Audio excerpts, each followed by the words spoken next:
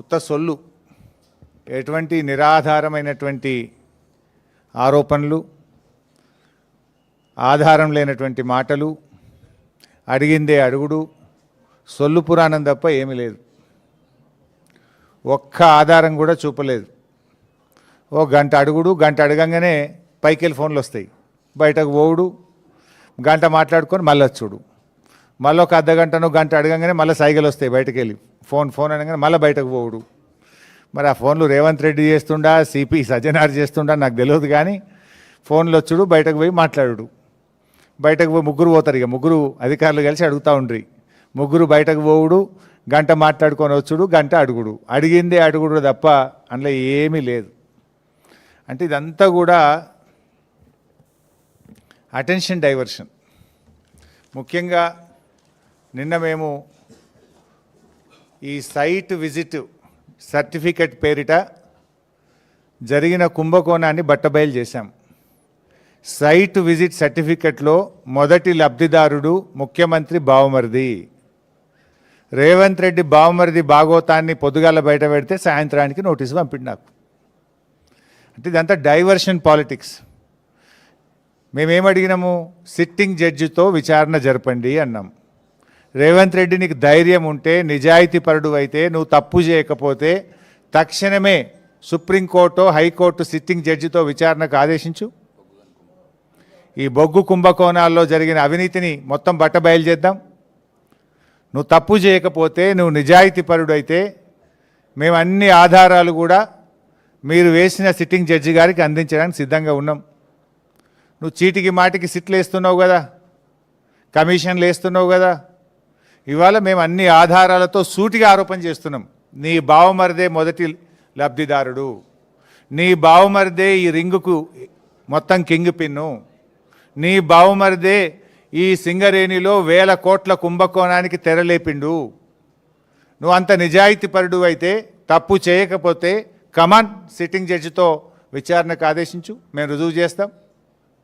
ధైర్యం ఉంటే ఆదేశించు. అంటే మీ భాగోతాలు బయటపడ్డాయి.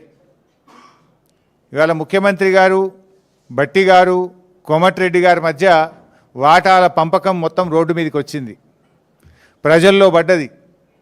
టెండర్ల మీ పోరాటం, టెండర్లు నాకంటే నాకని మీరు కొట్లాడుకునేదంతా ప్రజలకు అర్థమైంది. దాని నుంచి డైవర్ట్ చేయడానికే ఈ సిట్టు, ఈ లట్టు పొట్టు, ఏదో చిల్లర నోటీసుల కథ పెట్టినావు నువ్వు. సరే, మాకు చట్టం మీద గౌరవం ఉంది, తప్పకుండా గౌరవిస్తాం, ఎన్నిసార్లు పిలిచినా హాజరవుతాం. మాకు ఉద్యమాల్లో నుంచి వచ్చిన కార్యకర్తలం మేము. కేసీఆర్ గారి నాయకత్వంలో రాటుదేలిన బీఆర్ఎస్ బిడ్డలం, తెలంగాణ ఉద్యమ కన్న బిడ్డలం. ఉద్యమాలు, పోరాటాలు మాకు కొత్త కాదు, అక్రమ కేసులు అంతకంటే కొత్త కాదు, అరెస్టులు అనేటివి మాకు కొత్త కాదు. ఆనాడైనా కేసీఆర్ గారి నాయకత్వంలో వందలాది కేసులు పెట్టిన నిజాయితీగా తెలంగాణ ప్రజల పక్షాన కేసీఆర్ గారి నాయకత్వంలో పోరాడినాం. జైళ్ళలో పెట్టిన రెట్టించిన ఉత్సాహంతో తెలంగాణ కోసం పోరాడినాం. ఇలా మేము మీ కాంగ్రెస్ నాయకుల లెక్క సిట్ నోటీసులు రాగానే పారిపోయేటోళ్ళం కాదు. మీరు పిలిస్తే వచ్చినాం, బాజాప్తా వస్తాం. మీరు ఎన్ని ప్రశ్నలు అడిగినా సమాధానాలు చెప్తాం. ఈ అక్రమ కేసులు, ఎందుకంటే ఇవన్నీ ఇట్లాంటి అక్రమ కేసులు ఆనాడు సమైక్య రాష్ట్రంలో సమైక్యవాదులు మా మీద అనేక అక్రమ కేసులు పెట్టినారు. ఇన్ఫ్యాక్ట్ మీరు ఇచ్చిన నోటీసులు మాకు దక్కిన గౌరవంగా భావిస్తాం. ఎందుకు ఈ మాట అంటున్నా అంటే, పొద్దుగాల నీ బామ్మర్ది భాగవతం బయట పెడితే సాయంత్రం నోటీస్ ఇచ్చినావు. ఇది రాష్ట్ర ప్రజలందరికీ అర్థమైపోయింది కదా. అంటే నువ్వు నీ భాగవతాన్ని బయటపడకుండా, ప్రజల్లో పడకుండా అటెన్షన్ డైవర్షన్ కోసం నువ్వు నోటీస్ ఇచ్చినావు. ఈ మాత్రం రాష్ట్ర ప్రజలకు అర్థం కాదా? రాష్ట్ర ప్రజలు అన్ని విషయాలు గమనిస్తూ ఉన్నారు.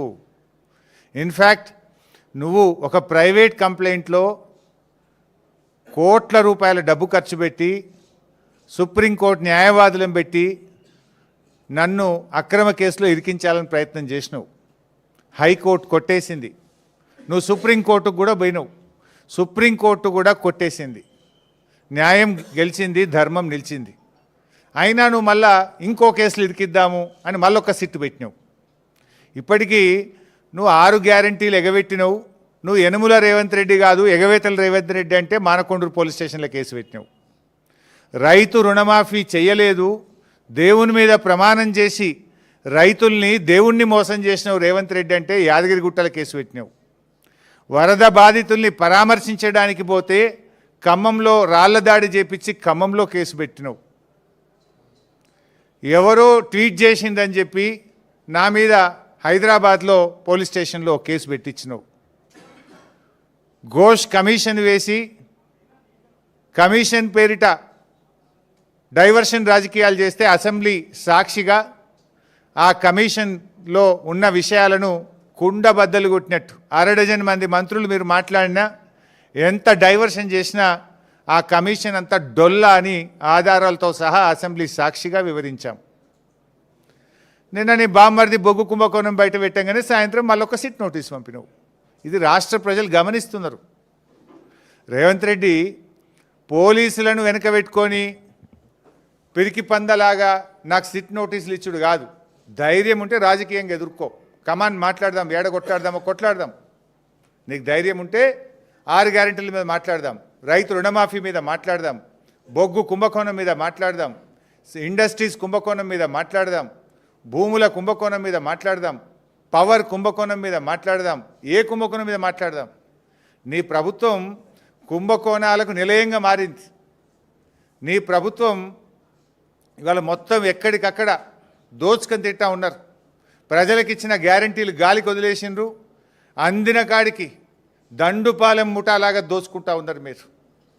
మీ దోపిడికి మేము అడ్డు వస్తున్నామని, నీ దోపిడిని కేటీఆర్ గారు మా బీఆర్ఎస్ నాయకులు ఎక్కడికక్కడ ప్రశ్నిస్తున్నారని నువ్వు చిల్లర రాజకీయాలకు పాల్పడతా ఉన్నావు.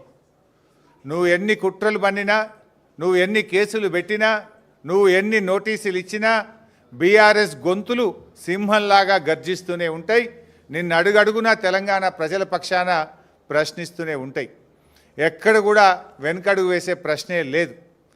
నువ్వు రేపు ప్రజాకోర్టులో సమాధానాలు చెప్పాలి. రేపు ప్రజలు నిన్ను తప్పకుండా, ఇప్పటికే నీ మంత్రులను నీ ఎమ్మెల్యేలను ఎక్కడ పోతే అక్కడ నిలదీస్తున్నారు ప్రజలు.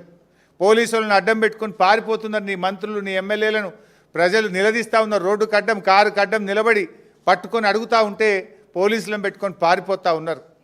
రేపు ప్రజలు తిరగబడే రోజులు కూడా దగ్గరలో ఉన్నాయి. నువ్వు సిట్టు లట్టు పొట్టు ఎన్నన్నా వేసుకో, ఏమన్నా చేసుకో, మాకు న్యాయస్థానాల మీద గౌరవం ఉంది. నువ్వు ఎక్కడికి పిలిచినా వస్తా, ఎన్నిసార్లు పిలిచినా వస్తా, నిజాయితీగా సమాధానాలు చెప్తాం. మేము భయపడం. చట్టం మీద మాకు గౌరవం ఉంది. నీ చిల్లర రాజకీయాల మీదనే మాకు అసహ్యం ఉంది. వెగటు పుడతా ఉంది ప్రజలకు. నీ భాష, నీ మాటలు వింటా ఉంటే రోత పుడతా ఉంది ఇలా రాష్ట్ర ప్రజలకు. రేవంత్ రెడ్డి గారు చూసుకో, అసలే ఇడిచిపెట్టాం, నేను ఇంకా గట్టి కొట్లాడతాం. నీ 6 గ్యారెంటీల అమలు మీద, నీ కుంభకోణాల మీద మేము మా పోరాటాలు జరుపుతూనే ఉంటాం.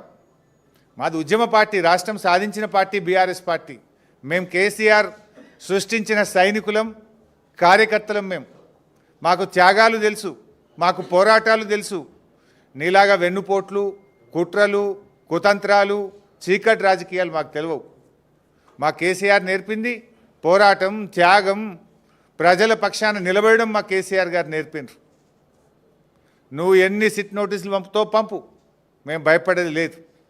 కానీ నువ్వు దర్యాప్తు పేరు మీద ఆడుతున్నటువంటి ఈ నాటకం తెలంగాణ ప్రజలు నిశ్చితంగా గమనిస్తూ ఉన్నారు. నాకు తెలిసి ఇవాళ మళ్ళీ లీక్ ఇస్తారు. ఇట్లయిందట అట్లయిందట, లోపలనో ఓ చిల్లర లీక్ ఇస్తారు. దమ్ముంటే వీడియో బయటపెట్టు. మొత్తం వీడియో రికార్డింగ్ అయింది కదా. I am challenging Revanth Reddy. ఇవాళ జరిగిన, నన్ను అడిగిన ప్రశ్నలు, నేను చెప్పిన సమాధానాలు మొత్తం వీడియో బయటపెట్టు, రాష్ట్ర ప్రజలు చూస్తారు. చిల్లర లీకులు ఎందుకు ఇస్తావు? మళ్ళీ నాకు తెలిసి ఇప్పుడు సాయంత్రం లీక్ ఇస్తారు. లీకుల ప్రభుత్వం ఇది. లీకుల ప్రభుత్వం, స్కామ్ల ప్రభుత్వం. లీకుల మీదనే ప్రభుత్వాన్ని నడుపుతున్నాడు రేవంత్ రెడ్డి. ఎంతకాలం నడుపుతావు లీకులను? ఈ లీకులు, ఈ చిల్లర రాజకీయాలు, ఈ బురద రాజకీయాలు నడవయి. ప్రజలకు డెలివరీ కావాలి, ప్రజలకు ఇచ్చిన మాట నిలబెట్టుకోవాలి. అరే నాట్లు పడుతున్నాయి, ఇదివరకు రైతు బంధు ఇయ్యలే, రైతు బంధు ఎప్పుడు ఇస్తావో చెప్పు. నాట్లకు కేసీఆర్ పైసలు ఇస్తే నువ్వు ఓట్లకు పైసలు ఇస్తున్నావు. ఓ పంటకి ఇస్తున్నావు, ఓ పంటకు ఎగబెడుతున్నావు. ఓ పంటకు బోనస్ ఎగ్గొట్టినావు, 2 పంటలకు రైతు బంధు ఎగ్గొట్టినావు, సగం మందికి రుణమాఫీ ఎగ్గొట్టినావు, పంటల బీమా ఉత్తదే చేసినావు, అంతా 2 లక్షల ఉద్యోగాలు ఉత్తదే అయిపోయింది, మహాలక్ష్మి 2500 పత్తా లేదు, 4000 పింఛను ఇవాళ ముసలోళ్ళు కళ్ళల్లో వత్తులు వేసుకొని అవ్వాతాతలు ఎదురు చూస్తున్నారు. వాటి గురించి మాట్లాడు. ఈ నోటీసులు మమ్మల్ని భయపెట్టలేవు సరికదా, మీ పతనాన్ని మరింత వేగవంతం చేస్తాయి. గుర్తుపెట్టుకో రేవంత్ రెడ్డి, ఇలాంటి నోటీసులతో మేము భయపడం.